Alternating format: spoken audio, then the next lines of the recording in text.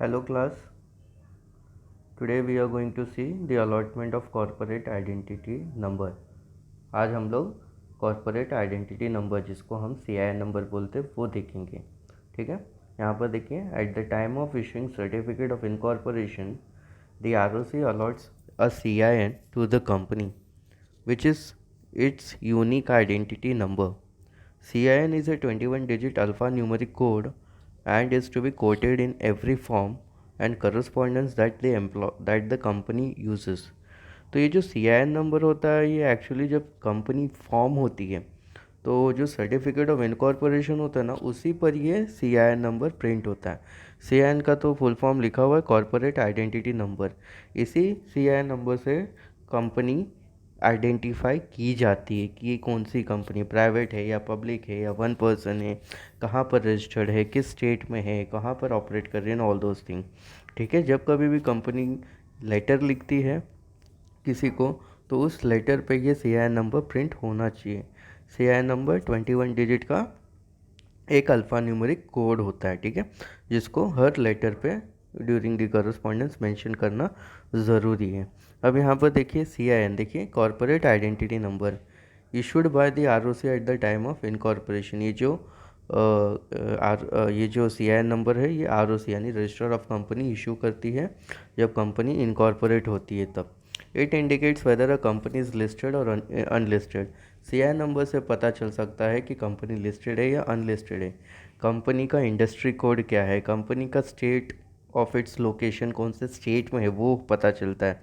Year of corporation कौन से साल में इनकॉर्पोरेट हुआ वो पता चलता है. ओनरशिप का टाइप क्या है और रजिस्ट्रेशन नंबर. तो ये सारी चीज़ें CIN नंबर से पता चल सकती है. एग्जाम्पल देखिए CIN number of Air India limited. Air India पता है आपको, flying we can say airlines है इंडिया की, गवर्नमेंट एयरलाइंस है एयर इंडिया. उसका CIN नंबर देखिए यहाँ पर क्या लिखा हुआ है, U621000DL 1992GOI 048581. ये क्या है, ये CIN नंबर है किस कंपनी का, एयर इंडिया का. एयर इंडिया क्या है, एक एयरलाइंस है. ठीक है, अभी इसी CIN नंबर के नीचे यहाँ पर एक डिटेल्ड इन्फॉर्मेशन प्रिंटेड आपको मिल जाएगा. देखिए CIN नंबर को हम क्या क्या चीज़ें आइडेंटिफाई कर सकते हैं. ये देखिए यहाँ पर एडिशनल इन्फॉर्मेशन में how to read and understand the CIN of a company. किस तरीके से हम CIN नंबर को पढ़ सकते हैं, समझ सकते हैं. यहाँ पर देखिए टाटा स्टील लिमिटेड ये एक कंपनी है और उसका देखिए CIN नंबर लिखा हुआ है L27100MH1907 PLC 000260. ये क्या है, कंपनी का CIN नंबर है टाटा स्टील का. अभी इसमें जो पहला लेटर देखिए L लिखा हुआ है, L का मतलब क्या है, लिस्टेड. और अगर U लिखा होता तो क्या होता, अनलिस्टेड.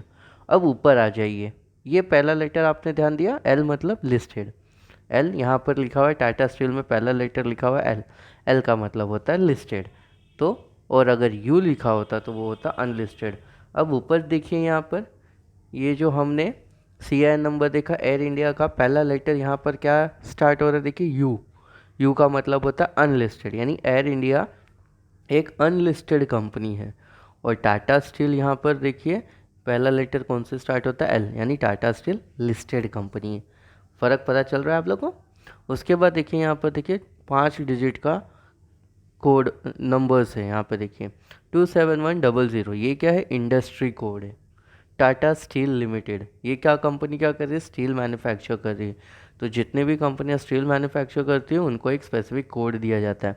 इस इंडस्ट्री का कोड क्या है, 27100. उसी तरीके से यहाँ पर देखिए 62100, ये कौन से कोड है, एयरलाइंस का इंडस्ट्री में जो कंपनियाँ होती है वो उसका कोड है 62100, 5 डिजिट. यहाँ पर क्या है 27100. अभी उसके बाद देखिए 2 लेटर यहाँ पर प्रिंटेड है MH. MH क्या है, स्टेट कोड है, ROC का है, यानी जिस स्टेट में ये कंपनी फॉर्म हुई है उस कंपनी का स्टेट कोड है. ये कंपनी का स्टेट कोड क्या है, MH. MH का मतलब होता है महाराष्ट्र. यहाँ पर देखिए यहाँ पर क्या है, स्टेट कोड DL लिखा हुआ है. DL का मतलब दिल्ली. ठीक है, तो एयर इंडिया का स्टेट कोड क्या है, दिल्ली. और टाटा स्टील का स्टेट कोड क्या है, MH। MH मतलब महाराष्ट्र। अभी उसके बाद देखिए 1907 ये नंबर लिखा हुआ है MH के बाद। ये क्या है, ईयर ऑफ इनकॉर्पोरेशन, यानी ये कंपनी टाटा स्टील किस ईयर में फॉर्म हुई है, 1907 में फॉर्म हुई है। उसी तरीके से हम यहाँ पर देखते हैं, ये देखिए 1 DL के बाद क्या है 1992, यानी एयर इंडिया किस ईयर में फॉर्म हुआ है, 1992। ठीक है, कंपनी एक कॉरपोरेट। ठीक है, और यहाँ पर टाटा स्टील 1907 में। उसके बाद देखिए एक लेटर, 3 लेटर लिखे हुए PLC, type of company. PLC का मतलब होता है पब्लिक लिमिटेड कंपनी। PTC अगर लिखा होगा तो प्राइवेट कंपनी, OPC लिखा होगा तो 1 पर्सन कंपनी। तो यहाँ पर PLC का मतलब क्या होता है, पब्लिक कंपनी। यहाँ पर देखिए क्या लिखा हुआ है, GOI। GOI का मतलब क्या है, गवर्नमेंट ऑफ इंडिया। समझ में आ रहा है, ये जो एयर इंडिया है ये गवर्नमेंट ऑफ इंडिया ऑपरेट कर रही है, तो GOI का मतलब होता है गवर्नमेंट ऑफ इंडिया। PLC अगर लिखा होता है तो प्राइवेट लिमिटेड कंपनी, PTC लिखा होता है तो प्राइवेट PLC का मतलब होता है प्राइवेट पब्लिक कंपनी, PTC लिखा होता है तो प्राइवेट कंपनी, OPC लिखा होता है तो 1 पर्सन कंपनी। उसके बाद देखिए 6 डिजिट का वापस से न्यूमेरिक कोड है 000260, ROC कंपनी रजिस्ट्रेशन नंबर। जिस कंपनी ने इसको दिया है वो रजिस्ट्रेशन कंपनी, ROC इस कंपनी रजिस्ट्रेशन नंबर। यहाँ पर देखिए 48048581, ये क्या है, ROC of the registration company. तो ये इस तरीके से आप क्या करोगे, किसी भी कंपनी का CIN नंबर जो होता है उसको आइडेंटिफाई कर सकते हो। अभी यहाँ पर देखिए following is the time of CIN, identify the types of company. सबसे पहला देखो CIN नंबर लिखा हुआ है, यहाँ पर 3 CIN नंबर लिखे हुए हैं और उसी के हिसाब से हमको आइडेंटिफाई करना है कि कौन से टाइप की कंपनी है। पहला देखिए यू का मतलब क्या होता है, अनलिस्टेड कंपनी। 74999 ये क्या है, इंडस्ट्री कोड है। TN स्टेट कोड है, TN का मतलब होता है तमिलनाडु। ईयर ऑफ फॉर्मेशन क्या है, 2014, ये क्या है 2014 में फॉर्म हुआ है। उसके बाद क्या लिखा है, OPC। OPC का मतलब होता है 1 पर्सन कंपनी। और 098340 ये क्या है, ROC कंपनी का रजिस्ट्रेशन नंबर। दूसरा देखिए L मतलब क्या है, ये लिस्टेड कंपनी है। 28920 ये कौन सा है, इंडस्ट्री कोड है। MH क्या है, ये स्टेट कोड है। कंपनी कौन से ईयर में फॉर्म हुई है, 1945 में फॉर्म हुई है। PL का मतलब क्या होगा, देखिए यहाँ पर PL का मतलब क्या होता है, प्राइवेट कंपनी। ठीक है, private limited company, sorry PLC है पब्लिक लिमिटेड कंपनी, और ये ROC कोड है। ठीक है, लास्ट में। उसके बाद देखिए यू का मतलब क्या होता है, अनलिस्टेड कंपनी। 72900 ये क्या है, इंडस्ट्री कोड है। के है मतलब कर्नाटका स्टेट है। 2003 2003 में ये कंपनी फॉर्म हुई है। PTC का मतलब प्राइवेट लिमिटेड कंपनी। 0333028 ये क्या है, ROC कंपनी का रजिस्ट्रेशन कोड है। तो इस तरीके से आप CIN नंबर किसी भी कंपनी का लर्न करोगे। ठीक है, आई होप आपको ये समझ में आया रहेगा। उसके बाद देखते हैं आगे कमेंसमेंट ऑफ बिजनेस। देखिए जब कभी कंपनी स्टार्ट होती है तो उसको 2 सर्टिफिकेट की ज़रूरत होती है बिज़नेस के लिए।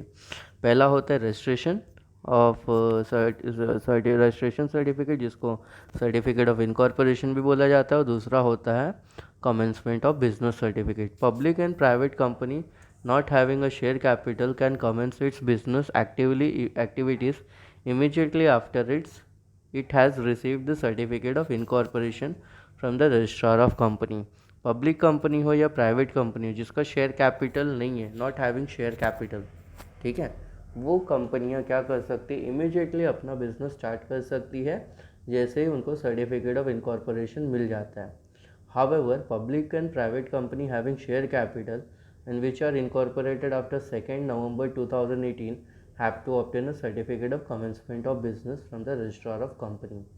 चाहे वो पब्लिक कंपनी हो चाहे वो प्राइवेट कंपनी हो, अगर उसका शेयर कैपिटल है यानी जनरल पब्लिक से पैसा लेके बिजनेस स्टार्ट करना है तो उन दोनों कंपनियों को कमेंसमेंट ऑफ बिजनेस सर्टिफिकेट चाहिए। और ये कभी से एप्लीकेबल हुआ है, 2 नवंबर 2018 के बाद जितनी भी कंपनियां रजिस्टर्ड हुई है उन सभी कंपनी को, चाहे वो पब्लिक हो या प्राइवेट, शेयर कैपिटल अगर है तो उनको क्या करना है, कमेंसमेंट ऑफ बिजनेस सर्टिफिकेट लेना ही है। ठीक है, यहाँ पे देखिए before it commences its business activities और एक्सरसाइजिंग बोरोइंग पावर्स, तो स्टार्ट कर रहे हैं एक्टिविटी स्टार्ट करें या फिर कैपिटल कहीं से बोरो करें, तो उन दोनों चीज़ों के लिए कमेंसमेंट ऑफ बिजनेस सर्टिफिकेट चाहिए ही चाहिए। ठीक है, यहाँ पर देखिए steps to obtain certificate of commencement of business, क्या क्या स्टेप फॉलो करने पड़ते हैं इस सर्टिफिकेट को ऑब्टेन करने के लिए। पहले देखिए filing of declaration by the director, company का जो डायरेक्टर होता है उसको एक डिक्लेरेशन फाइल करना पड़ता है। यहाँ पर क्या लिखा है देखिए, a director of the company has to file with ROC a declaration in the prescribe form along with the fee. तो एक declaration director of the company file करेगा ROC के पास, एक प्रिस्क्राइब परफॉर्मा होता है उसके हिसाब से। Declaration states that every subscriber to the memorandum has paid the value of the share agreed to be taken by them।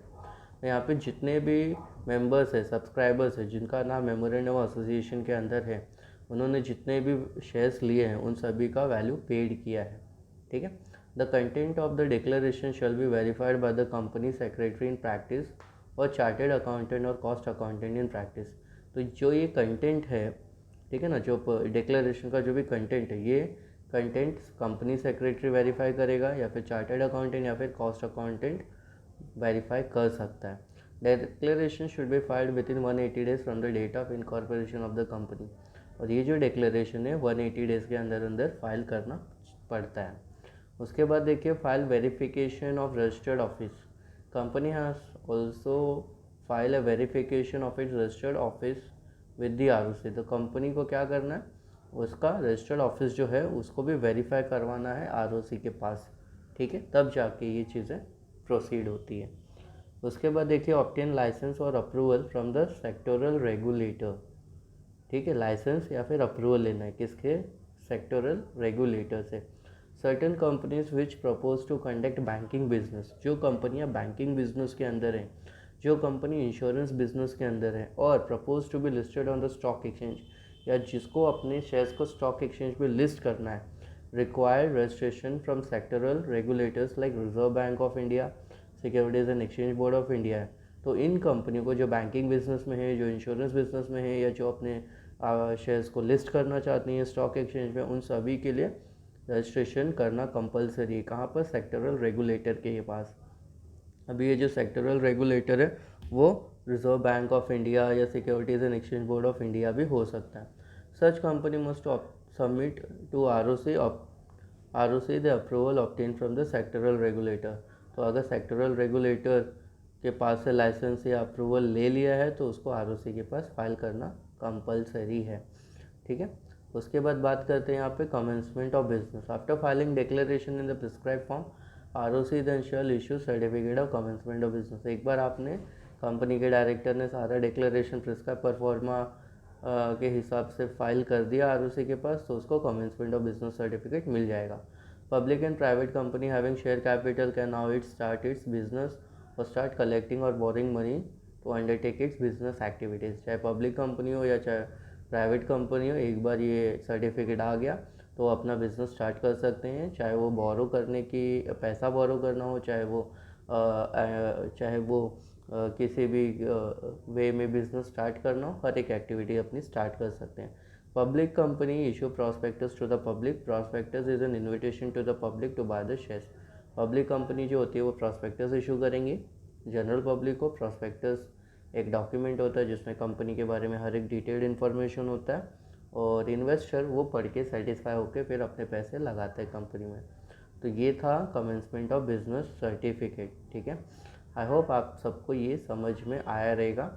And here we have completed our chapter number 3। Okay, thank you.